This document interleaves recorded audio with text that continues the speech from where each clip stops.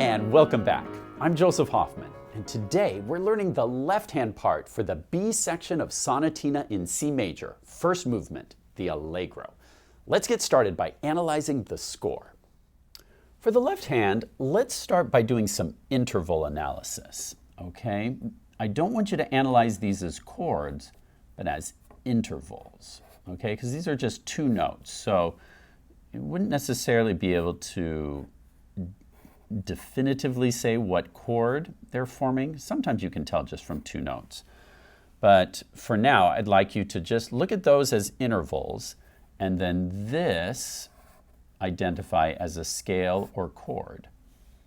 Pause the video and identify these four boxes as intervals, please, and identify this as a scale or chord. Then press the play and we'll look at the answers together.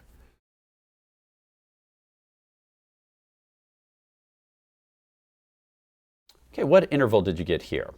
We started on, let's see, this bottom ledger line is a middle C, or that first ledger line, but then we went another ledger line up, plus one more step above that. So that brings us to F, down to G.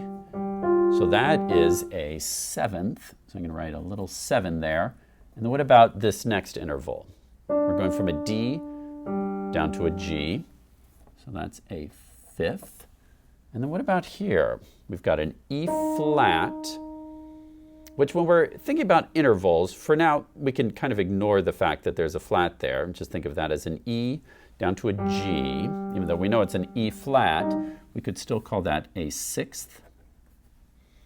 Because the E flat, we technically could call that a minor 6th.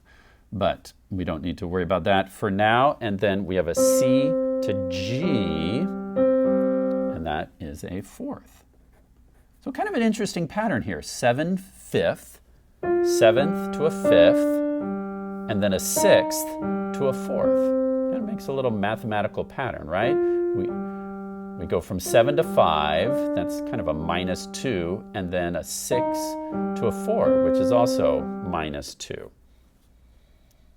Lots of patterns in music. And then what did you get for this? We're on a G, step down, step down, step down, step down. And that is a C major pentascale. The famous C major pentascale. Now, let's try to play it this far. All right, left hand here in measure 16. Can you tell me the letter name of this first note? My middle C is right here, and you can see that this isn't on the first ledger line. It's not even on the second ledger line. It's a step above that. So it's like we've infiltrated into treble clef land, but it's written for bass clef. So the left hand will play this F above middle C with finger 1. 4 beats, 1, 2, 3, 4. Since we're in cut time, eventually this will just be 2 beats. But in practice mode, we'll assume, or we'll pretend we're in 4/4. 1, 2, 3, 4 step down to E flat, 2, 3, 4, then B natural. Technically, we don't need to place a natural symbol here, but because of the E flat, sometimes if there are other flats happening, a composer may choose to just put in a natural as a courtesy to remind you, hey, this one's not flat, people. Because often if E flat is flat, then often B flat is also flat, but not in this case. So B natural, C, finger 2, down to G, and then a half rest, 2 beats of rest. Okay, pause the video and work on measures 16 through 19, left hand alone, then press play to go on.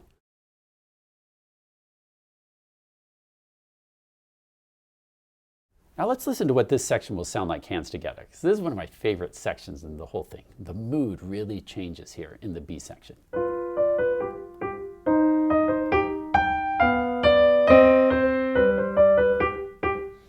Now, if you want to try that hands together, pause the video, but you can also try that later if you want, because some people like to really master the left hand alone first. But if you want to challenge yourself and try it hands together, go for it. Otherwise, let's keep going and look at this next section. So once again, we have finger 1 on F above middle C, and we drop a 7th down to G. So that's a pretty wide interval there. Down a 7th, and then we're up a 5th, back down to G, up a 6th, back to G, up a 4th, back to G. Notice course, we always come back to this G. It's kind of like our anchor. And then we've got, so F, G, D, G, E flat, G, C, G. And then we go to B natural, C. And then finger 1 has to come to G so we can have finger 5 available to drop the octave. And then back, da, da, da, da, dum. That brings us back to our main theme. So let's listen one more time. Rest, rest. Pause the video and work on that section, left hand alone, then press play to go on.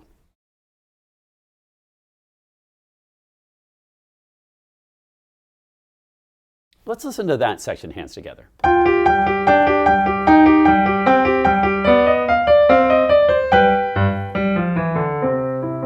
That's also one of my favorite parts. I just think that part sounds so exciting and intense. Then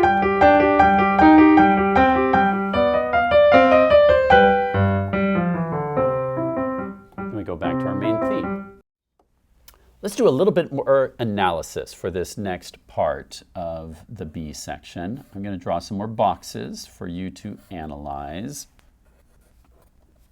So, 3 more chords or scales to analyze. Pause the video and see what you come up with, then we'll look at the answer together.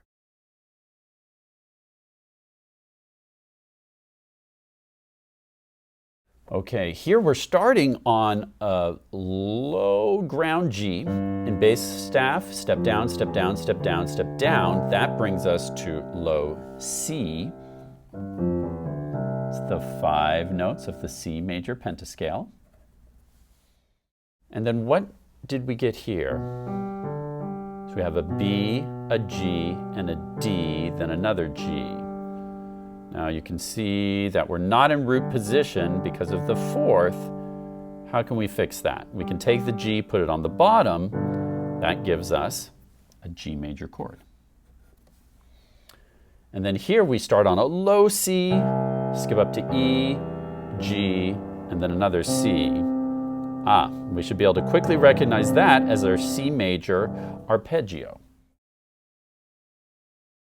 It's not a surprising way to end the piece. We generally would expect to end on the note of the key we're in. We know we're in the key of C, so ending on the C major arpeggio is no surprise.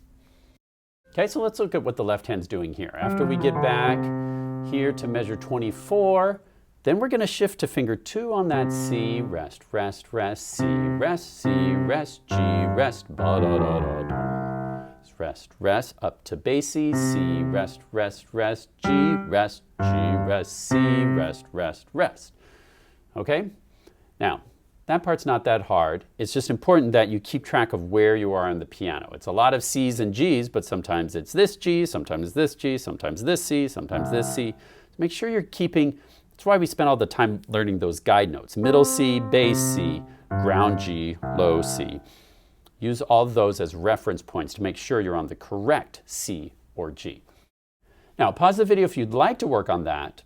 Otherwise, you can take care of that later, and let's go on to measure 32.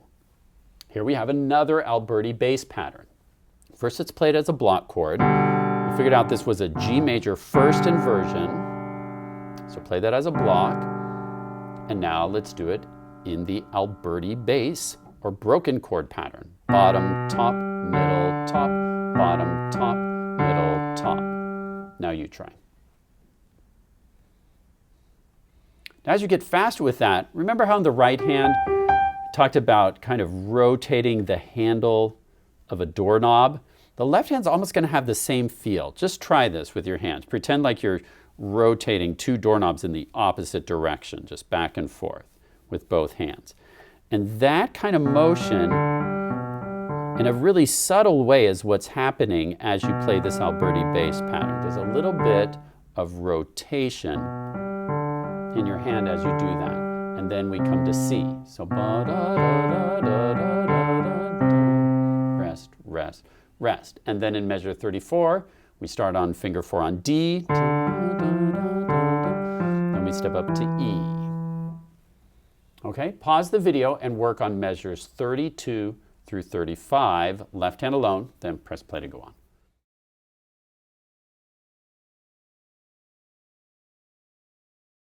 Let's listen to this hands together starting in measure 30. We have.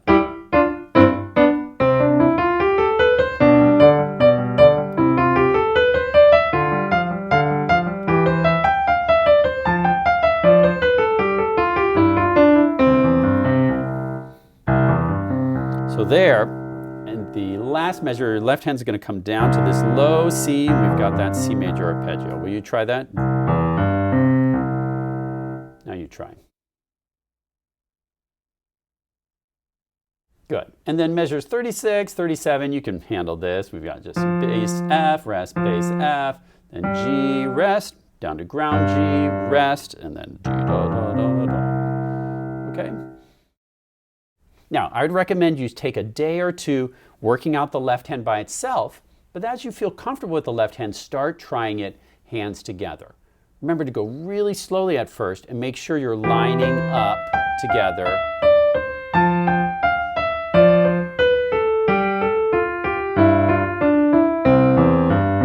Watching the score, so when the notes line up in the score, you're playing them together on the piano. 1 and 2 and 1 and 2 and. The last thing I want to mention as you're practicing this week is to really make sure you are respecting the rests. Very often when I hear students play this piece, like here in measure 22, I'll hear them obliterate those quarter rests. They'll just kind of turn this into a half note, and that's showing no respect for the rest. Respect the rest. So, see, that quarter rest needs to happen. 1, 2, 3, 4. Or if we're thinking in cut time, 1 and 2 and.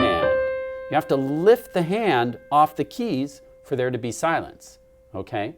That's what I mean by respect the rest. Very often in the left hand, like here in measure 24, notice we've got all those rests. Go ahead and let your hand lift up. 1 and 2 and 1 and 2 and 1 and 2 and whoops, 1. See, if you don't lift up, it makes a muddier sound. It's not as exciting to me. I like a nice, clean, clear sound. And that requires those rests. Same thing here in measure 36 and 37. Lift, lift, lift. So you've got to have time for that rest. 1 and 2 and 1 and 2 and.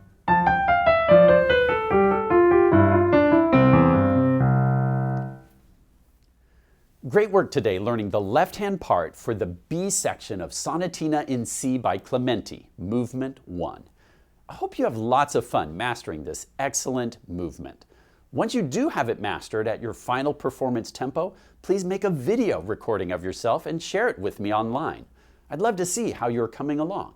Remember, don't ever expect your performance to be perfect, because there's no such thing as a perfect performance. I know that I've never done a perfect performance. I play missed notes all the time, and there's always something for me to improve. Sharing music isn't about sharing perfection. It's simply about sharing your joy, your passion. It's just sharing your happiness for music and for life. So find someone to share your music with and make someone smile with the gift of your playing. Taking risks and sharing with others is one way that we grow. So, happy practicing, happy performing, and see you next time.